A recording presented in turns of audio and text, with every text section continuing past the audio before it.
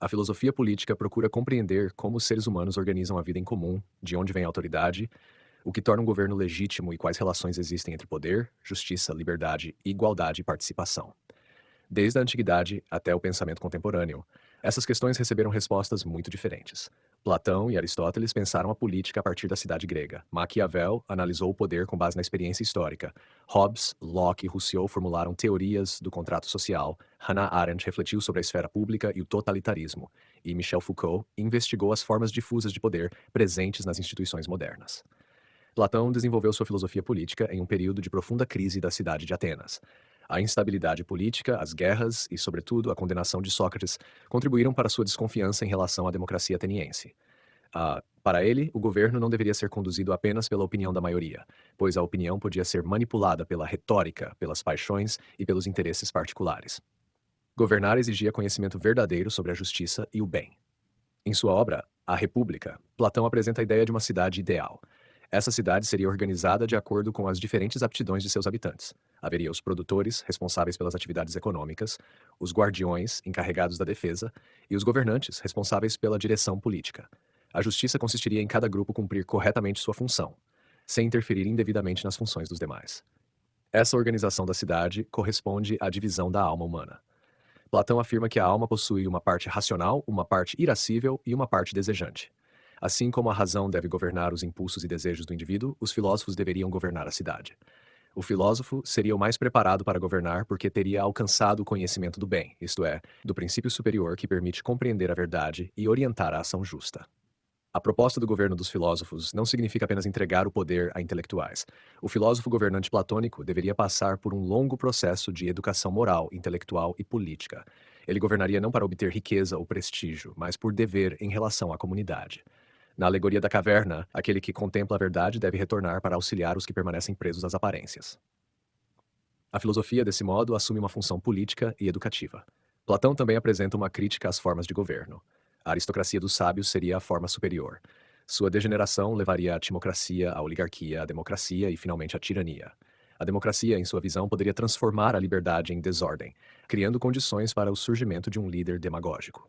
Embora sua teoria seja criticada por seu caráter hierárquico e autoritário, Platão estabeleceu uma questão que permanece relevante. O governo deve basear-se principalmente na competência ou na vontade popular. Aristóteles, discípulo de Platão, também relaciona política e ética, mas adota um método mais empírico. Em vez de imaginar apenas uma cidade ideal, procura analisar as constituições e as formas de governo efetivamente existentes. Para Aristóteles, o ser humano é um animal político, pois possui uma tendência natural a viver em comunidade. A família surge para satisfazer necessidades imediatas. Várias famílias formam uma aldeia, e várias aldeias formam a cidade. A cidade ou polis é a forma mais completa de comunidade, porque permite não apenas a sobrevivência, mas a vida boa. Para Aristóteles, a finalidade da política não é simplesmente garantir segurança ou riqueza, mas criar condições para que os cidadãos possam viver de maneira virtuosa. O ser humano distingue-se dos demais animais por possuir razão e linguagem. Por meio delas, pode discutir o justo e o injusto, o bem e o mal, o útil e o prejudicial. A política nasce dessa capacidade de deliberar sobre assuntos comuns. Ser cidadão, portanto, não significa apenas habitar uma cidade, mas participar de suas decisões e instituições. A virtude cívica é essencial para Aristóteles. Uma cidade justa depende de leis adequadas, mas também da educação moral dos cidadãos. A virtude é adquirida por meio do hábito. O indivíduo torna-se justo praticando ações justas e aprende a participar da vida pública participando dela. A cidadania exige a capacidade de governar e também de ser governado. Aristóteles classifica os governos de acordo com o número de governantes e com a finalidade do poder. A monarquia é o governo de um em benefício de todos. A aristocracia é o governo de poucos orientado para o bem comum e a politeia, o governo de muitos segundo as leis. Essas formas podem degenerar em tirania, oligarquia e democracia, quando os governantes atuam em benefício próprio. Ele valoriza especialmente uma constituição equilibrada e uma classe média numerosa. Grandes desigualdades econômicas favorecem conflitos entre ricos e pobres. Os ricos podem desejar dominar, enquanto os pobres podem revoltar-se contra as instituições. A classe média contribuiria para a estabilidade e a moderação. Apesar disso, a cidadania aristotélica era restrita, excluindo mulheres, escravizados, estrangeiros e trabalhadores manuais. Com Nicolau Maquiavel, a filosofia política sofre uma importante mudança. Escrevendo durante o Renascimento italiano, em um contexto de guerras, invasões e instabilidade, Maquiavel passa a analisar a política segundo sua realidade concreta. Sua preocupação principal é compreender como o poder é conquistado, mantido e perdido. Em O Príncipe, ele critica os pensadores que descreviam governos perfeitos sem considerar a experiência histórica. O governante precisa lidar com os seres humanos como eles são, e não como deveriam ser. Como as pessoas podem agir movidas por ambição, medo e interesse, o príncipe nem sempre poderá seguir os princípios morais da vida privada. Isso não significa que Maquiavel recomende a crueldade sem limites. Ele defende que as ações políticas sejam avaliadas por seus efeitos. Em certas circunstâncias, o governante pode precisar empregar a força, o engano ou a severidade para preservar o Estado. Contudo, deve evitar o ódio popular e utilizar a violência de maneira calculada. Dois conceitos centrais de seu pensamento são virtu e fortuna. A virtu é a capacidade do governante de agir com coragem, inteligência, energia e flexibilidade. Não é a virtude moral cristã, mas a competência política. A fortuna representa os acontecimentos imprevisíveis e as circunstâncias que escapam ao controle humano. O bom governante não elimina a fortuna, mas prepara-se para enfrentá-la e adapta sua conduta às mudanças. Maquiavel também considera importante a imagem pública do governante. O príncipe deve parecer justo, fiel e piedoso, mesmo quando as circunstâncias exigem ações diferentes. O poder depende não apenas da força, mas também da reputação e da percepção popular. Na famosa discussão sobre ser amado ou temido, Maquiavel afirma que seria desejável reunir ambas as qualidades, mas, se for necessário escolher, é mais seguro ser temido desde que o governante não seja odiado. Entretanto, Maquiavel não foi apenas um defensor dos principados. Nos discursos sobre a primeira década de Tito Livio, demonstra preferência pela república. Para ele, o conflito entre o povo e as elites pode produzir leis favoráveis à liberdade. Os grandes desejam dominar, enquanto o povo deseja não ser dominado. A política aparece, assim, como um campo permanente de conflitos e disputas. Thomas Hobbes desenvolveu sua filosofia no contexto das guerras civis inglesas. Sua principal preocupação era explicar como seria possível estabelecer a paz e impedir o retorno da violência generalizada. Em Leviatã, parte da hipótese do estado de natureza, uma situação em que não existe governo nem autoridade comum. Nesse estado, os seres humanos são aproximadamente iguais em sua capacidade de ferir uns aos outros. Mesmo o mais fraco pode matar o mais forte por meio da astúcia ou de alianças. Como todos possuem desejos e interesses, surgem competição, desconfiança e busca de reputação. Sem uma autoridade comum, ninguém pode ter certeza de que seus bens, sua liberdade ou sua vida serão respeitados. O estado de natureza torna-se, por isso, uma guerra de todos contra todos. Não se trata necessariamente de combate permanente, mas de uma condição contínua de insegurança. Cada indivíduo procura defender-se e pode atacar preventivamente. Onde não há poder comum, não há leis efetivas, justiça institucional nem propriedade segura. A razão, porém, leva os indivíduos a perceber que a paz é preferível. Eles concordam em renunciar ao direito ilimitado de fazer tudo o que julgarem necessário e transferem o poder a um soberano. Esse pacto constitui o contrato social. O soberano, simbolizado pelo Leviatã, passa a representar a unidade política e possui força suficiente para garantir o cumprimento das leis. Para Hobbes, a soberania deve ser forte e indivisível. Quando existem poderes concorrentes, a sociedade corre risco de retornar à guerra civil. O soberano deve controlar as leis, a justiça, as forças armadas e a política externa. A principal finalidade do Estado é garantir segurança e preservar a vida dos súditos. A teoria de Hobbes não pressupõe necessariamente que os seres humanos sejam perversos. O conflito nasce principalmente da ausência de confiança e de autoridade. Mesmo pessoas moderadas podem agir com violência quando se sentem ameaçadas. Sua filosofia coloca a segurança como fundamento da ordem política, ainda que isso implique grande limitação da liberdade. John Locke também fala em estado de natureza e contrato social, mas chega a conclusões diferentes. Para ele, os seres humanos são naturalmente livres e iguais e possuem direitos anteriores ao Estado. Esses direitos são a vida, a liberdade e a propriedade. O estado de natureza lockeano não é uma guerra permanente. Ele é regulado pela lei natural, que pode ser conhecida pela razão. Essa lei ensina que ninguém deve prejudicar outra pessoa em sua vida, liberdade ou bens. O problema é que, sem governo, cada indivíduo julga seus próprios conflitos, o que produz parcialidade e insegurança. A propriedade tem papel central em Locke. Cada pessoa é proprietária de seu corpo e de seu trabalho. Quando alguém mistura seu trabalho a um recurso da natureza, pode apropriar-se dele. A propriedade privada surge, portanto, do trabalho.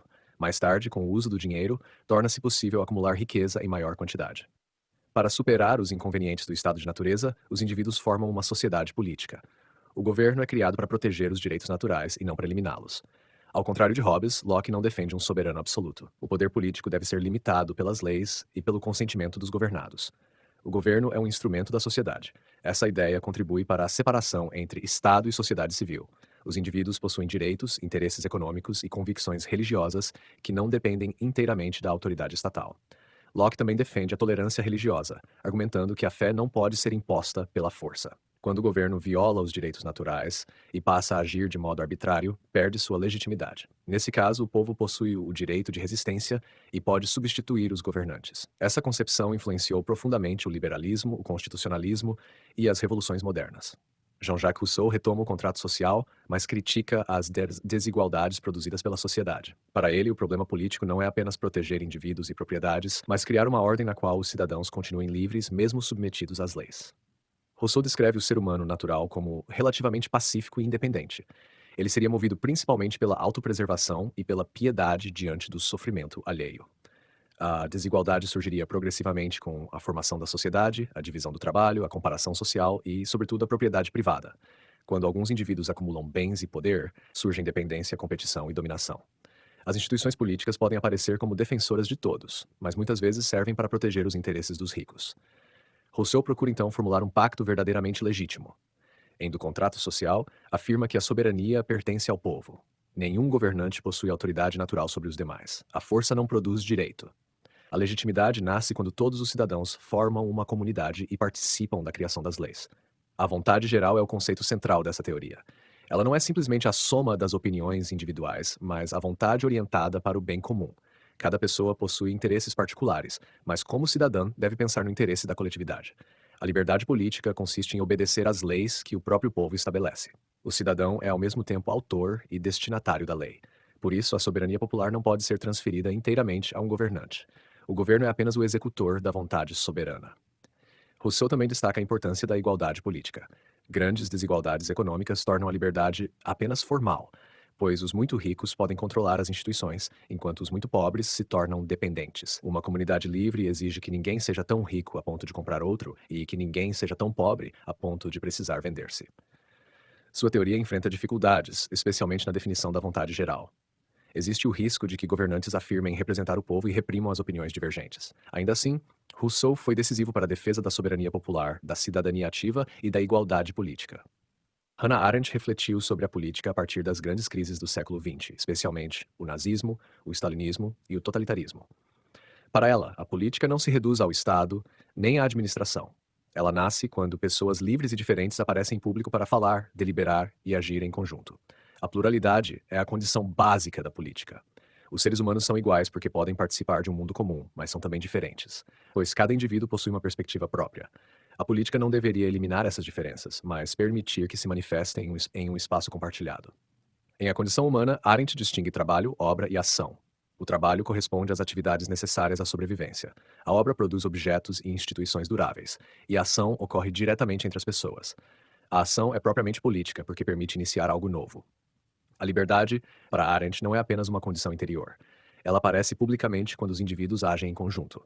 A esfera pública é o espaço da visibilidade, do debate e da participação. Quando esse espaço desaparece, a política é substituída pela burocracia, pela administração e pela obediência. Arendt distingue poder e violência. O poder surge da ação coletiva e do consentimento. Ele existe enquanto as pessoas permanecem unidas. A violência, ao contrário, é um instrumento de coerção. Um regime pode utilizar a violência para impor obediência, mas não consegue produzir poder político legítimo somente pela força. Em Origens do Totalitarismo, Arendt mostra que o totalitarismo é diferente das tiranias tradicionais. Ele procura controlar a totalidade da vida humana, destruir os vínculos sociais e eliminar a espontaneidade. A propaganda e o terror transformam indivíduos isolados em massas politicamente manipuláveis. Sua análise da banalidade do mal também é fundamental. Ao observar o julgamento de Adolf Eichmann, Arendt percebeu que crimes terríveis podiam ser cometidos por pessoas comuns que se limitavam a obedecer a ordens e procedimentos burocráticos. O mal podia tornar-se banal quando os indivíduos deixavam de pensar e julgar moralmente suas próprias ações. A participação cidadã exige, portanto, responsabilidade, reflexão e disposição para agir. Uma sociedade livre precisa preservar espaços públicos onde as pessoas possam discutir, discordar e construir decisões comuns. Michel Foucault apresenta uma visão diferente do poder. Em vez de procurar apenas quem governa ou qual forma de governo é legítima, investiga como o poder funciona no cotidiano. O poder não está concentrado somente no Estado. Ele circula por instituições, práticas, discursos e relações sociais. O poder existe em escolas, hospitais, prisões, fábricas, quartéis e famílias. Ele não é apenas repressivo, também produz comportamentos, conhecimentos e identidades. As instituições definem o que é normal, anormal, saudável, doente, capaz ou desviante. Em Vigiar e Punir, Foucault analisa a transformação das punições. Antigamente, o poder soberano manifestava-se em castigos públicos e violentos. A partir dos séculos XVIII e XIX, essas punições foram progressivamente substituídas por prisões, vigilância e disciplina. A disciplina controla os corpos, os horários e os comportamentos. A escola organiza os alunos em salas e séries. A fábrica regula os ritmos de trabalho. O quartel treina os movimentos. O hospital registra e examina os pacientes. Essas instituições procuram formar indivíduos úteis e obedientes. O panóptico é uma imagem importante desse modelo de poder. Trata-se de uma construção em que um observador pode vigiar todos os indivíduos sem ser visto. Como ninguém sabe exatamente quando está sendo observado, cada pessoa passa a controlar a si mesma. A vigilância torna-se interiorizada. Para Foucault, o exame, a classificação e o registro também são formas de poder. Prontuários, notas, diagnósticos e estatísticas permitem comparar e normalizar os indivíduos. O poder está intimamente ligado ao saber, pois aquilo que uma sociedade considera verdadeiro pode servir para organizar e controlar comportamentos. Foucault também desenvolve o conceito de biopolítica. O poder moderno não atua apenas sobre indivíduos, mas sobre populações. Governos controlam dados sobre natalidade, mortalidade, saúde, doenças, produtividade e migrações. A vida biológica torna-se objeto de administração política. Ainda assim, Foucault afirma que onde há poder, também existe resistência. Como o poder está espalhado por diferentes relações, a resistência também pode surgir em muitos lugares. Movimentos sociais, recusas individuais e questionamentos das normas podem modificar as formas de dominação. Ao comparar esses autores, percebe-se que cada um destaca uma dimensão diferente da política. Platão pensa a política como governo racional, orientado pelo bem. Aristóteles entende a cidade como realização natural do ser humano e espaço de formação da virtude cívica. Maquiavel examina o poder segundo a estratégia, o conflito e a experiência histórica. Hobbes vê o Estado como garantia contra a insegurança. Locke defende direitos naturais e governo limitado. Rousseau fundamenta a legitimidade na soberania popular. Arendt valoriza a ação pública e a participação. Foucault mostra que o poder também opera de maneira difusa nas instituições e nas práticas sociais. As concepções de liberdade também variam. Para Platão, ser livre significa ser governado pela razão. Para Aristóteles, significa participar da vida pública. Para Maquiavel, a liberdade está associada à independência política e à resistência à dominação. Para Hobbes, corresponde à ausência de impedimentos, embora seja limitada pela necessidade de segurança. Para Locke, é um direito natural protegido contra o poder arbitrário. Para Rousseau, é obedecer às leis que o próprio povo estabelece. Para Arendt, é agir e iniciar algo novo no espaço público. Para Foucault, a liberdade aparece na crítica e na resistência às formas de poder. Esses filósofos mostram que a política envolve tensões permanentes entre liberdade e segurança, igualdade e propriedade, autoridade e participação, ordem e conflito. Nenhuma sociedade elimina completamente essas tensões. A filosofia política procura justamente compreendê-las e oferecer critérios para analisar as instituições e as relações de poder. O legado conjunto desses autores permite perceber que um governo não pode ser avaliado apenas por sua força ou estabilidade. É necessário considerar se ele age segundo o bem comum, se protege direitos, se expressa a vontade popular, se permite participação cidadã e se evita transformar instituições de proteção em mecanismos de controle e dominação. A filosofia política permanece atual, porque as perguntas formuladas por esses pensadores continuam presentes nas democracias, nos estados, nas instituições e na vida cotidiana.